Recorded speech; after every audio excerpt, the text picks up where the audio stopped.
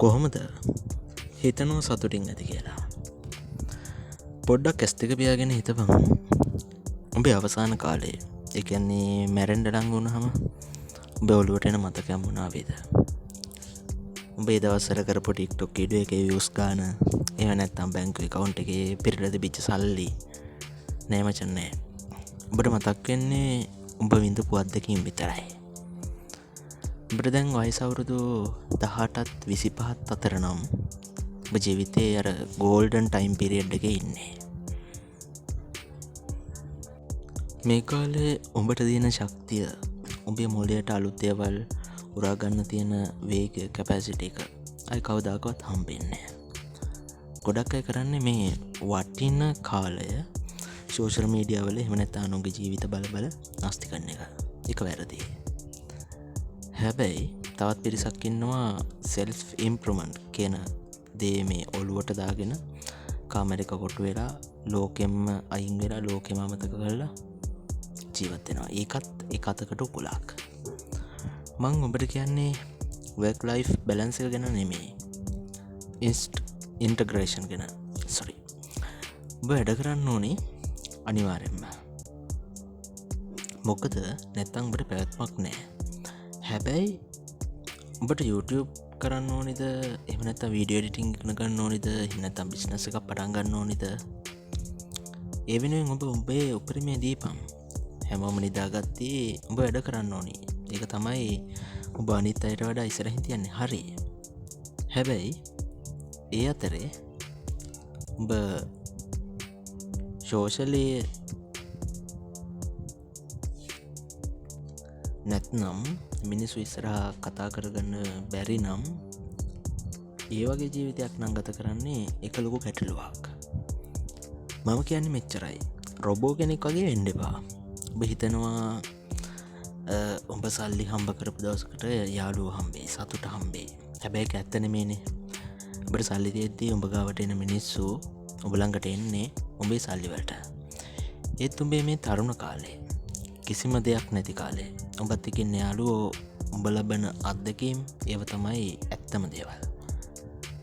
75% මේ කාලය උඹ අමාරු දේවල් කරන්න ඕනේ. ඔබ ඇඟ හදන්න ජිම් යන්න ඕනේ, අමාරු පොත් කියවන්න ඕනේ, අලුත් ස්කිල් හදා ගන්න ඕනේ, ඉගෙන ගන්න පැය ගණන් මහන්සි වෙන්න ඕනේ. ඒක කැම්පස් එකක වෙන්න පුළුවන්, ඉස්කෝලේක වෙන්න පුළුවන්, ඕනි දිහාක.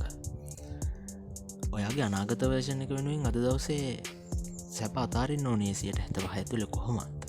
හැබැයි 125ක්. මේක තමයි ඔයාගේ අර ක්‍රියේටිවිටි එක තියෙන්නේ.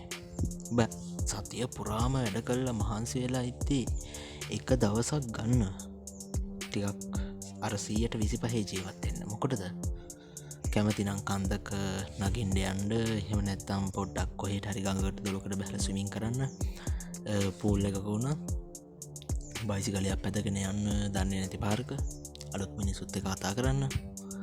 ලබන ඒ අත්දැකීම් තමයි උඹේ වලට අලුත් පණක් දෙන්නේ. ෆීලින්ස් වලට අලුත් පණක් දෙන්නේ. මතක තියාගන්න උනාට මේ උඹ ළඟ තියෙන ලොකුම සම්පත සල්ලි නෙමෙයි.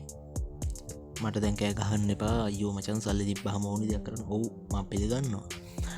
හැබැයි සල්ලි වලටත් වඩා වටින දෙයක් උඹ ළඟ තියෙනව නේද? කාලය කියන දේ.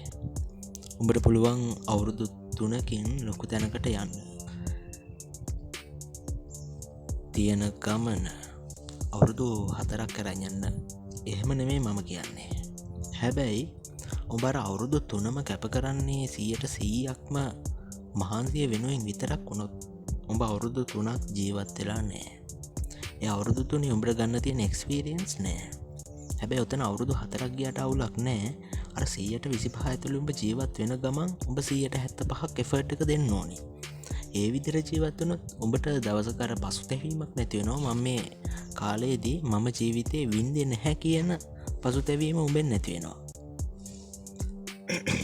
අවුරුද්දක් පරක් වුණාට ටිකක් කමක් නැහැ. හැබැයි ජීවත් වෙන ගමන් ජීවිතය අනිත් ඒවා කරන්න. ඔයාගේ ජීවිතේ විවිධාකාරයේ ඩිරෙක්ටර්ස්ලා ඉන්නෝනේ එක කාලවල වල. මං කියන්නේ මේ ඩිරෙක්ටර්ස්ලා ටික පැත්තක තියලා උඹේ ජීවිතේ ඩිරෙක්ටර් වෙන්න ඕනේ උඹ. හැබැයි ඒ ඩිරෙක්ට හදන ෆිල්ම් එක හීරෝව කාම්බරෙක්ට දාලා කීබෝඩ් වීරෙක් වෙන්නනම් දෙන්න එපා. ලෝකය දකින අභියෝග වලට මුණ දෙන එවනැත්තං ඇත්තටමකුවොත් එයා මනුස්සෙක් කරන්න මචන් අපි පොඩ්ඩක් එහෙනම් ඔය දැන් උඹල ඔය අවුරුදු ගානත් තිසේ මන්දන්න දැන් ඉපදිච්ච දවසින් දැල්ලමයි මෝටිවේෂන් බලනෝද කියලන්න යන්නේ ටික කාලයක් යනවන තේරෙන්න ඉට පස් තමයි මෝටිවේෂන් පස්ස යන්නේ අප පොඩ්ඩක් ඔය මෝටිවේෂන් කියන මේස් ඔය පැළඳගෙනන්න වෙස්මූුණ පැත්තකින් ගලෝල තියලා විටිකක් කතාකම්වා ඔය මොක දන්නවද හුඟක් වෙලාවට මෝටිවේෂන් කියන්නේ හරිට සීනි බෝඩයක්කගේ කනකම් පැනිරහයි හැබැයි තිත්ත ඇත්ත කියන මචම් බෙහිතාක් එකටික් බොන්න අමාරුයි හැබැයි බිව්වොත් ලෙඩේ සනිපවෙන්න පුළුවන්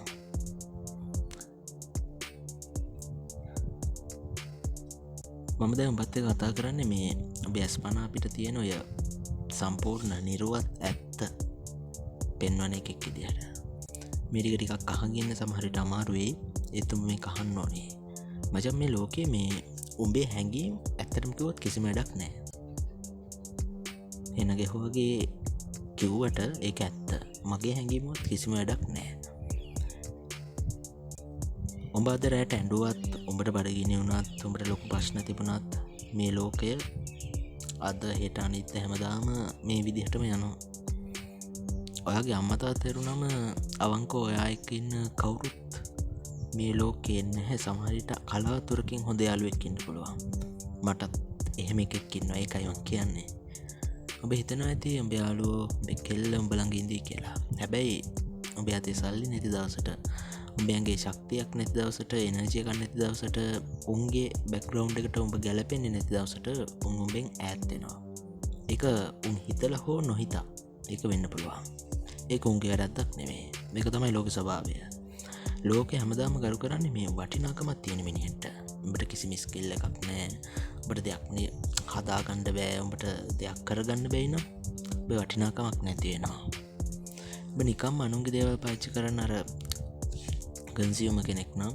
ඔබේ වටිනාකම් බිඳුවනෑ වටිනාකමන් නැතිමිනෙකුනාම ලෝකය ඔයාව පාවිච්චි කල්ලා ඔයාට කෙලෙම ඩස්පින් කරන්නවා කුණු කෝඩට දානවා ඔයාගේ වයිසින්න ගොඩක් කොල්ලෝ කරන්නේ තමගේ ජීතයේ අර වටිනම කාලය එක්කො ඩ්‍රක් සිකරට් එහෙම නැත්තම් බියර් මොනවා හරි ජරාවක් එහෙම නැත්තම් ෆෝන් එකක් එක්ක දිය කල්ල දානවා එහෙම නැත්තම් ප්‍රෝන් ඔබ දන්නවානේ උඹේ කරන්න මොකක්ද කියලා උඹ මේ අනාගතය මචන් කෑලි කෑලිවලට ඉරල දන්න එකක් එතනදි වෙන්නේ පෑගනන් ටික්ටොක් බලත්ති පෑගනන්ගේම් ගහත්ති බට හොඳ සතුටක් දෙනවා ඇත්තටමකුවත් ඒක සතුටක් නෙමේ ඒක ඔලුවට දෙන මත්‍රවයක් උබේකට වහල්ලුනහම ඔබට ඇත්ත ලෝක සටන් කරන්න තියෙන හයිය නැතිවෙනවා එකන ඔබට ෆයිට් කරන්න බෑ ඉස්සරට ඔයාගේ ඇඟ ඇතුළ තියෙන අර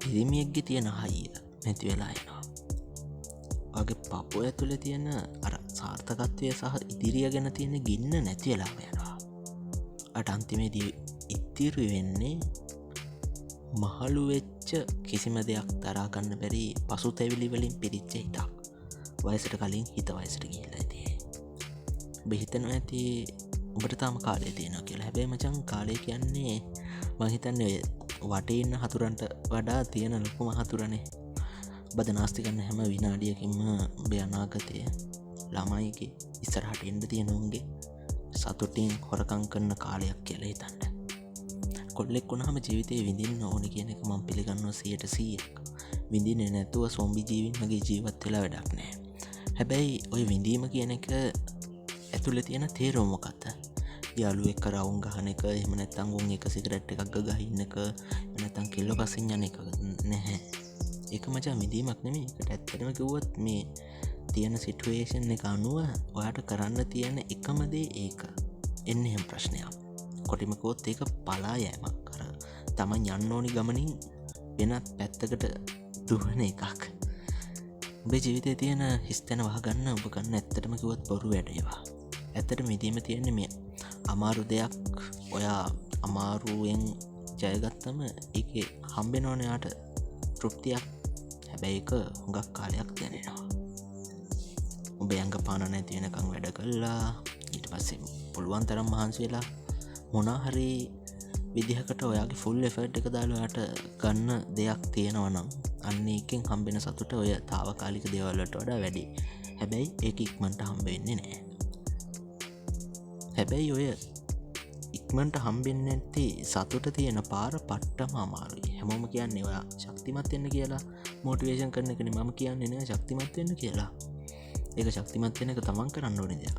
හැබැයි මේ පට්ට අමාරු වේදනාකාරී මාර්ගයක් කියන එක ඔබ තේරුම් ගන්න ඕනේ. ඒ පාරේ තනිකම තියෙනවා. යාළුවෝ සතුටු වෙද්දී උඹට තනියම කාමරයක වෙලා කට්ට කන්න වෙන එකට කරන්න දෙයක් නැහැ. ඔබට හිස් බඩ නිදා ගන්න වෙනවා. ඒකට කරන්න දෙයක් නැහැ. මිනිස්සු hina වෙයි මූ මොකද්ද මේ කරන්න කියලා. ඒකට කරන්න දෙයක් නැහැ ඉතින්. ඒක තමයි කොල්ලෙක් ගන්න ඕනි වන්දිය කොල්ලෙක් කියලා ඉපදුණා නම්. ඔබේ වන්දිය ගෙවන්න ලැහැස්ති නම් ඔබට කවදාකවත් ලෝකය ඔබ දාලා යන්නේ නැහැ ඔයාගේ සාර්ථකත්වය කියන එක. හැබැයි වන්දිය ගෙවන්න ලැහැස්ති නැත්නම් මේ ලෝකය දිනන්න කවදාකවත් බැහැ. ඔබේ හිතට මේක වදින්න ඕනේ. මොටිවේෂන් එකක් විදියට නෙමෙයි. ඇත්තම தත්ත්වයේ තේරුම් යාමක් විදියට. ඔය අද මේ විඳින සැප ඔයාගේ මේ කම්මැලිකම කියන්නේ පස්සේ කාලෙක ඔයාට ලැබෙන්න තියෙන සැරම දඬුවමකට දාන ෆවුන්ඩේෂන් එක. ඔයාට වයස අවුරුදු 30-40 වෙද්දී වගේ ගෙදර කට්ටියව නඩත්තු කරගන්න බැරුව බසරණ වෙනවා නම් ඔයාට දවසක හම්බෙන ළමයි උඹෙන් දෙයක් ඉල්ලද්දී උඹට ඒක දෙන්න බැයි නම් එතනදී උඹට ඔය කම්මැලිකමට වඩා මාර වේදනාවක් දැනෙන එක නිකන් මරණීය වේදනාවක් වගේ. ඒ කම්මැලිකමට වඩා 10000 ගුණයකින් වැඩි. ඉතින් එතනදී අසරණ වෙනවට වඩා දැන් ඔයාට තීරණයක් තියෙනවා. ඔබට ඕනේ අද සැප විඳලා හිට මෙරි ජීවත් වෙන්නද?